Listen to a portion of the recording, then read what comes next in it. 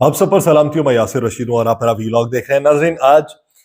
जमानती मचलकों के एवज रिहाई का हुक्म जारी हुआ है बानी पीटीआई इमरान खान और उनकी अहलिया बुशरा बीबी के हवाले से। और इस ज़मन के अंदर पाकिस्तान तहरीक इंसाफ के वकला जो है वो तेजी कुछ दिखाना चाहते हैं, क्योंकि पिछले दिनों में जो कोर कमेटी का इजलास हुआ था, कोर कमेटी के इजलास के बाद पाकिस्तान तहरीक इंसाफ के वकला की कारकर्दगी के ऊपर इजहार इत्मीनान नहीं किया गया था, अदम इत्मीनान किया गया था। और उसकी बुनियादी वजह यह थी कि वो ये समझते हैं कोर कमेटी वाले कि ये जो वकला है ये इस वक्त केसेस से ज्यादा सियासत के ऊपर तवज्जो दे रहे हैं, और इन्हें ये मालूम है कि जितने केसेस टूल पकड़ते जाएंगे इनकी बयानबाजी भी मीडिया के अंदर आती रहेगी। और इस पे काफी बहस मुबाहिसा हुआ, जिसके बाद कुछ तेजी देखने में आई है। इस्लामाबाद हाईकोर्ट ने तोशाखाना केस में इमरान खान और उनकी अहलिया बुशरा बीबी की सजा मुअत्तल करते हुए उन्हें जमानत पर रिहा करने का हुक्म दे दिया। इस्लामाबाद हाईकोर्ट के चीफ जस्टिस आमिर फारूक की सरबराही में 2 रुकनी बेंच ने बानी पीटीआई इमरान खान और उनकी अहलिया बुशरा बीबी की तोशाखाना केस में सजा मुअत्तली की दरखास्त के ऊपर समाअत की, जिस सिलसिले के अंदर इमरान खान की तरफ से बैरिस्टर अली जफर जो थे वो अदालत में पेश हुए। दौरान समाअत अदालत ने यह पूछा कि क्या आज जो है वो अपील समाअत के लिए मुकर्रर है। अपील शुरू नहीं करेंगे, अगर आप चाहते हैं तो सजा मुअत्तली पे दलाइल दे सकते हैं। इस पर बैरिस्टर अली जफर साहब उन्होंने ये मौकिफ अपनाया कि हम सजा मुअत्तली की बजाय मरकजी अपील के ऊपर दलाइल देंगे, हम सजा मुअत्तली पे नहीं जाएंगे। चीफ जस्टिस आमिर फारूक ने कहा कि तोशाखाना केस आज सुनकर कल समाअत के लिए नहीं रख सकते। साइफर केस में फेडरल इन्वेस्टिगेशन एजेंसी जो है उसके दलाइल शुरू होने हैं, हमें नहीं मालूम कि वो कितना वक्त लेते हैं, या हम तोशाखाना केस को ईद के बाद रख लेते हैं। ये उनकी तरफ से मौक़िफ़ अपनाया गया। तो केस की समाअत के दौरान नैब प्रोसिक्यूटर जो है उन्होंने ये कहा कि फैसले का जायजा लिया है, ये पूरा मामला जो है ये सजा मुअत्तली का केस है। इस पर अदालत ने ये कहा है कि ये नैब का बड़ा काबिल तारीफ मौक़िफ़ है, यानी नैब की तरफ से मामला ये अपनाया गया कि ये सजा मुअत्तली का केस है। ये क्या कर रहे हैं, ये जमानत के हवाले से कर रहे हैं, तो नैब ये कह रहा है ये सजा मुअत्तली का केस है। अदालत ने इस पर यह कहा कि नैब का बड़ा काबिल तारीफ मौक़िफ़ है। बाद में अदालत ने बानी पीटीआई इमरान खान और उनकी अहलिया बुशरा बीबी की तोशाखाना केस में सजा मुअत्तल कर दी है, सजा मुअत्तल हो चुकी है और दोनों को जमानत पर रिहा करने का हुक्म दे दिया। चीफ जस्टिस आमिर फारूक ने यह कहा है कि सजा के खिलाफ जो अपील है वो ईद के बाद मुकर्रर करेंगे। इमरान खान के खिलाफ तोशाखाना रेफरेंस 5 सितंबर 2022 को दायर किया गया था और अदालत ने 31 जनवरी 2024 को इमरान खान और उनकी अहलिया को 14 साल कैद की सजा सुनाई थी। तोशाखाना केस अगर उसका माजी में बयान कर दूं सभी को मालूम है, लेकिन पस मंजर के तौर पर सिर्फ अगर मैं बताता चलूं कि इमरान खान पर यह इल्जाम है कि उन्होंने 2018 से 2022 के दौरान अपनी वजारत उज़्मा के दौर में बैरून मुमालिक से मिलने वाले कीमती तोहफ़ कम कीमत पे हासिल किए हैं और फिर उन तोहफ़ को $6,35,000 में फरोख्त कर दिया। इमरान खान को मिलने वाले तोहफ़ में सऊदी अरब से मिलने वाली कीमती घड़ी है जिस पर खाना काबा का मॉडल बना हुआ है और उसकी जो आलमी मार्केट में कीमत है वो एक अंदाजे के मुताबिक 60 से 65 करोड़ रुपए है। लेकिन जो एक दो ही चीजें बनी हो तो उसकी कीमत जो है वो खरीदार की मंशा के ऊपर लगती है, वो मार्केट के अंदर उसका नतीजा क्या रहेगा उस पर नहीं देखा जाता। इलेक्शन कमीशन ऑफ पाकिस्तान ने 21 अक्टूबर 2022 को ही कहा था कि साबिक वज़ीर आज़म इमरान खान ने आइन के आर्टिकल 63 के तहत तोशाखाना के तोहफ़ और असासों के हवाले से गलत बयानी की। इसके अलावा इलेक्शन वॉच डॉग की जानिब से सेशन अदालत में एक पटिशन भी दायर की गई थी जिसमें चेयरमैन पाकिस्तान तहरीक इंसाफ के खिलाफ क्रिमिनल प्रोसीडिंग शुरू करने की सदा की गई। क्रिमिनल प्रोसीडिंग शुरू हुई मई 2023 को। ट्रायल कोर्ट ने तोशाखाना 10 मई 2023 को केस में गलत मालूमात फराहम करने पर इमरान खान पर फर्द जुर्म आयद की और 4 जुलाई को इस्लामाबाद हाई कोर्ट ने सेशन कोर्ट का जो हुक्म था उसे कलअदम करार देते हुए दरखास्त गुजार को सुनने और फिर 7 रोज में फैसला करने की हिदायत की। अगस्त को इस्लामाबाद हाई कोर्ट ने 4 अगस्त को इस्लामाबाद हाई कोर्ट ने सेशन कोर्ट के तोशाखाना फौजदारी केस से मुतालिक फैसला कलअदम करार देते हुए जज को यह हिदायत की थी कि दरखास्त गुजार को सुन के दोबारा केस का फैसला किया जाए। लेकिन फिर उसके ऊपर बात होती है कि मेरिट्स पे नहीं हुआ, उन्हें इजरा नहीं करने दी गई और फैसला सुना दिया गया। इस बहुत सी बातें हुई, लेकिन जब तोशाखाना केस में इमरान खान को 3 साल की कैद और 1 लाख रुपए जुर्माने की सजा सुनाई थी 5 अगस्त को सेशन कोर्ट ने, तो उसके बाद भी मामलात जो थे वो यूं ही लगता था कि अपर कोर्ट में ये मामलात हल हो जाएंगे और अभी ये एक सीरी का पहला कदम दिखाई देता है। बाद नजर में ये दिखाई दे रहा है कि आने वाले दिनों के अंदर मजीद इसी तरह की जमानतें हमें देखने को मिलती रहेंगी। جس طریقے سے شاید کوئی یقین دہانی ہے کہ بہت سارے لوگ منظر عام پہ بھی آنا شروع ہو گئے ہیں جنہوں نے ماضی میں جو پس پردہ رہے. اب آج جو میاں گل حسن اورنگزیب جو ہیں جنہوں نے توشہ خانہ کیس کی سماعت کی، یہ انہی ججز میں شمار ہے، 6 ججز میں جنہوں نے خطوط لکھے تھے. سابق چیف جسٹس پاکستان تصدق حسین جیلانی صاحب جنہیں کمیشن کا سربراہ بنایا گیا اسلام آباد ہائی کورٹ کے 6 ججز کے خط کے معاملے پہ، انہوں نے سربراہی سے معذرت کر لی. جسٹس ریٹائرڈ تصدق حسین جیلانی نے وزیر اعظم شہباز شریف کو خط لکھ کے کمیشن کی سربراہی سے معذرت کی. جب ابتدائی طور پہ ان کا نام منظر عام پہ آیا، بہت سارے لوگوں نے کہا کہ انہیں نہیں ہونا چاہیے، کچھ لوگوں نے کہا کہ انہیں ہونا چاہیے. پھر لطیف کھوسہ صاحب کا ایک کنونشن کے اندر خطاب منظر عام پہ آتا ہے. سابق چیف جسٹس اسی سارے معاملے کے اوپر خط میں وزیر اعظم کابینہ، چیف جسٹس پاکستان قاضی فائز عیسیٰ اور سپریم کورٹ کے سینئر ترین جج جسٹس منصور علی شاہ کا شکریہ ادا کرتے ہیں. اور جسٹس ریٹائرڈ تصدق حسین جیلانی جو ہے وہ یہ کہتے ہیں کہ انہیں کمیشن کے ٹرمز آف ریفرنس یعنی TORs پہ تحفظات تھے، یعنی ٹرمز اور ریفرنس پہ تحفظات تھے، جس کی وجہ سے انہوں نے معذرت کی. انہوں نے کہا ججز نے اپنے خط میں سپریم جوڈیشل کاؤنسل کو مخاطب کیا تھا، اس وجہ سے ان کے خیال میں کمیشن اس حوالے سے انکوائری کا مناسب فورم نہیں ہے. انہوں نے جن کو خط لکھا ہے وہ سٹنگ ججز ہیں. انہوں نے جن کو خط لکھا ہے انہوں نے یہ بھی کہا کہ خط میں جو الزامات لگائے گئے ہیں ان کا ٹرمز آف ریفرنس میں ذکر ہی تک نہیں ہے. یہ خط جو ہے یہ پیرامیٹر 209 کے دائرہ کار میں ہی نہیں آتا. وفاقی کابینہ نے 2 روز پہلے جسٹس ریٹائرڈ تصدق حسین جیلانی کو اسلام آباد ہائی کورٹ کے ججز کے خط کے معاملے پہ انکوائری کمیشن کا سربراہ مقرر کرنے کی منظوری دی تھی. اور جسٹس ریٹائرڈ تصدق حسین جیلانی پر مشتمل ایک رکنی کمیشن نے ججز کے خط کے معاملے کی تحقیقات کرنا تھی. انکوائری کمیشن کو اسلام آباد ہائی کورٹ کے ججز کے الزامات کی انکوائری کر کے 60 روز کے اندر اپنی رپورٹ کو جمع کروانا تھا. لیکن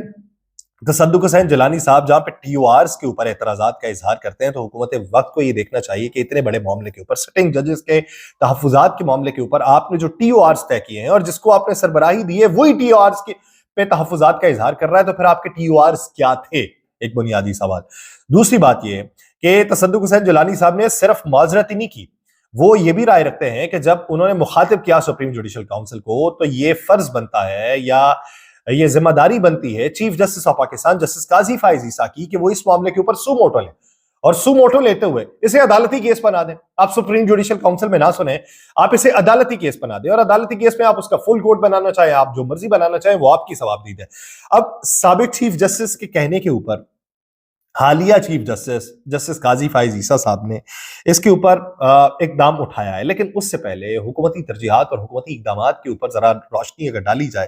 تو حکومت کے لیے اتنا بڑا سیٹ بیک ہے کہ حکومت وفاقی کابینہ اس کی منظوری دیتی ہے، خود چیف جسٹس سے جا کے ملاقات کرتے ہیں، کمیشن تشکیل دیتے ہیں، ایک شخص کو سربراہی سونپی جاتی ہے اور TORs کے اوپر تحفظات کا اظہار ہو جاتا ہے. یعنی پھر آپ پس پردہ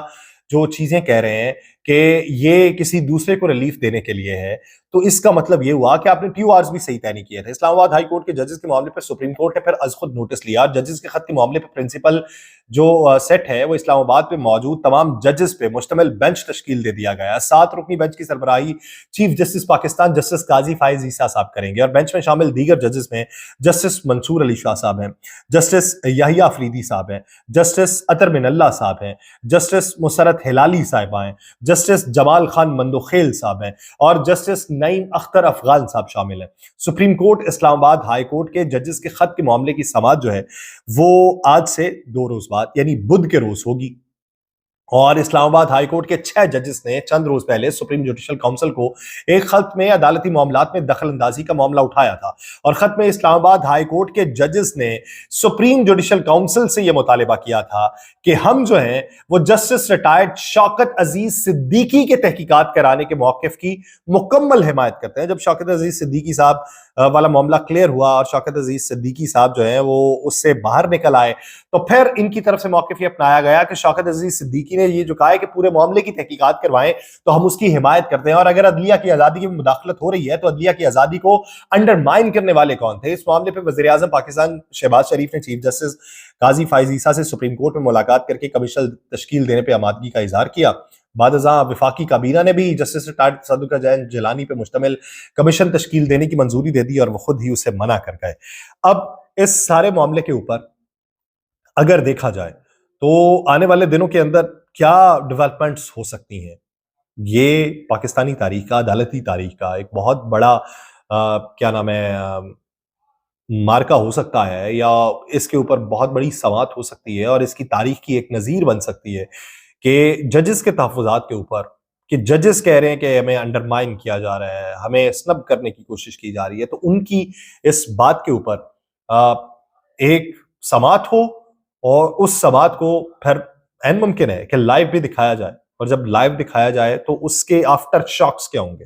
ایک بنیادی سوال. دوسری بات یہ کہ جب یہ سارا کچھ ہو رہا ہے تو پھر ثانیہ 9 مئی کے بعد سے رپوش پاکستان تحریک انصاف کے رہنما حماد اظہر منظر عام پہ آئے. پشاور ہائی کورٹ کے چیف جسٹس ابراہیم خان نے حماد اظہر کی راہداری ضمانتی درخواستوں پہ سماعت کی, جس کے لیے حماد اظہر عدالت میں پیش ہوئے. عدالت نے 51 مقدمات میں حماد اظہر کی راہداری ضمانت منظور کر لی, اور بعد میں عدالت کے باہر میڈیا سے گفتگو میں حماد اظہر نے کہا کہ روپوشی کے دوران ملک میں ہی تھا, گزشتہ 8 ماہ سے ملک کے قانون کا مذاق بنایا گیا, اور ایک وقت میرے اوپر 51 مقدمات بنائے گئے, لیکن میری ایک ادنا سی رائے ہے. بات یہ ہے, حماد اظہر صاحب نے آج یہ کہا ہے کہ عدلیہ, جمہوریت اور انسانیت کسی کو نہیں چھوڑا گیا, مجھ پر اور میرے گھر والوں پہ جو گزرا ہے اس پہ مجھے دکھ ہے. انہوں نے یہ بھی کہا ہے کہ 2/3 اکثریت جو ہے اس سے جیتنے والی جماعت کو ہرایا گیا, اور آنے والے 2 روز کے دوران انہوں نے پریس کانفرنس کرنے کا بھی اعلان کر دیا. لیکن ایک بات یہ ہے کہ جتنے بھی رپوش لوگ ہیں یہ زیادہ تر پشاور ہی کیوں ہائی کورٹ میں جاتا ہے. ٹھیک ہے, مانتا ہوں پشاور ہائی کورٹ میں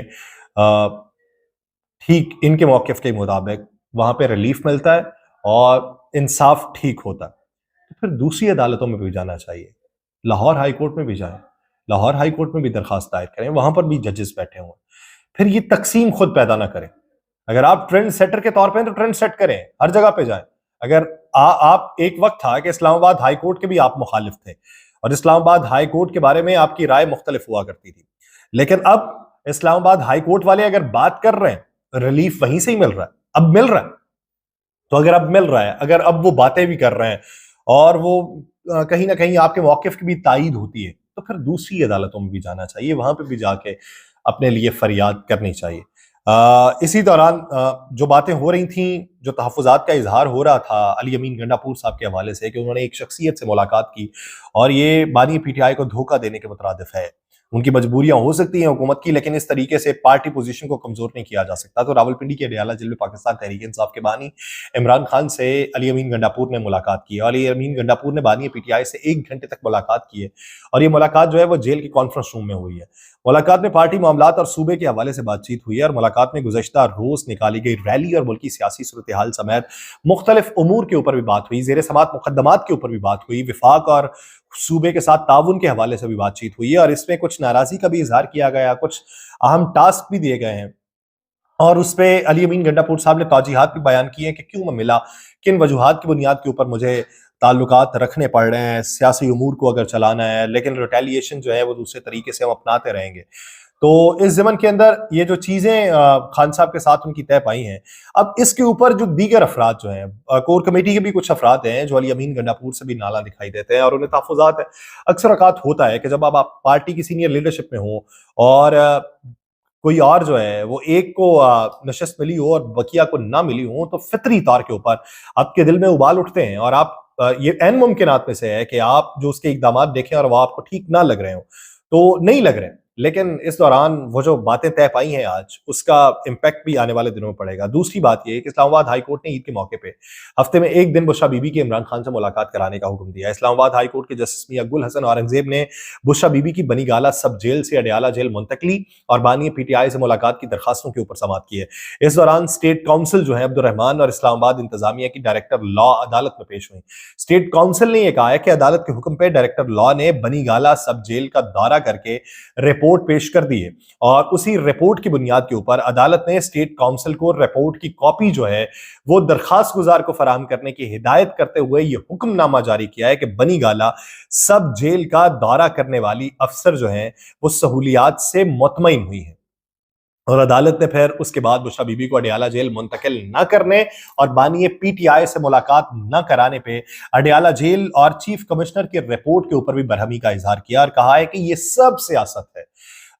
رحمان صاحب, یہ عدالت میں سیاست ہو رہی ہے, باقاعدہ طور پہ جسٹس میاں گل حسن اورنگزیب صاحب نے اس طریقے سے مخاطب کرتے ہوئے کہا, اور انہوں نے یہ بھی کہا کہ 31 جنوری کو سزا کے بعد 141 خواتین جیل میں داخل ہوئی. آپ کہتے تھے جیل اوور کراؤڈڈ ہے, آپ کا مطلب ہے کہ بس سیاست ہو. ایک طرف یہ کہا جا رہا ہے کہ جگہ کم اور قیدی زیادہ ہیں, دوسری جانب آپ 141 خواتین کو بھی داخل کر دیتے ہیں. جب نئی خواتین جیل میں داخل ہو گئیں تو پھر منتقلی نہ کرنے کا تو جواز ہی نہیں بنتا. وہ جواز تو ختم ہو چکا ہے. بعد ازاں انہوں نے ملاقات کرنے کی اجازت دے دی ہے اور لگتا یہ ہے کہ وہ چیزیں جب دوسروں کے توسط سے نہیں پہنچ رہی وہ وایا بشرا بی بی پہنچائی جائیں گی, پیغامات پہنچائے جائیں گے. دیکھتے ہیں اس کا امپیکٹ کیا پڑتا ہے. مجھے دیجیے اجازت. اللہ نے